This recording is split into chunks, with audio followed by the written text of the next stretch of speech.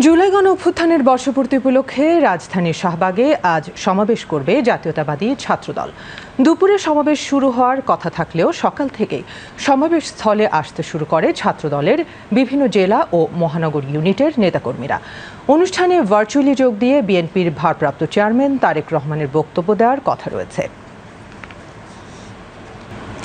দর্শক, এই মুহূর্তে শাহবাগে ছাত্রদলের সমাবেশ স্থলে রয়েছেন আমাদের সহকর্মী ইমরানুজ্জামান। আমরা সরাসরি চলে যাচ্ছি তার কাছে। ইমরান, সমাবেশের সর্বশেষ খবর আমাদের জানান।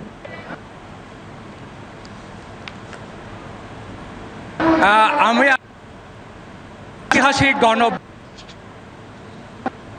বাংলাদেশ জাতীয়তাবাদী ছাত্রদল আয়োজন করেছে এক ছাত্র সমাবেশের।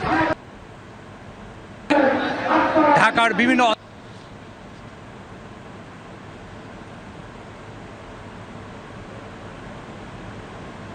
দলের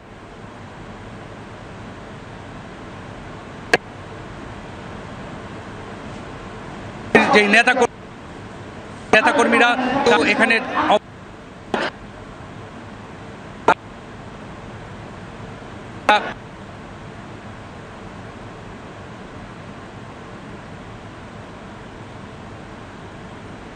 বিএনপির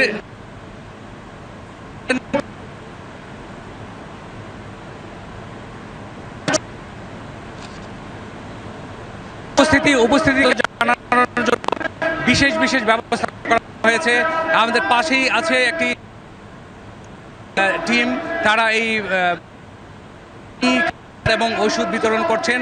বিভিন্ন এলাকা থেকে নেতা এসের মধ্যে একজন ভাইয়ের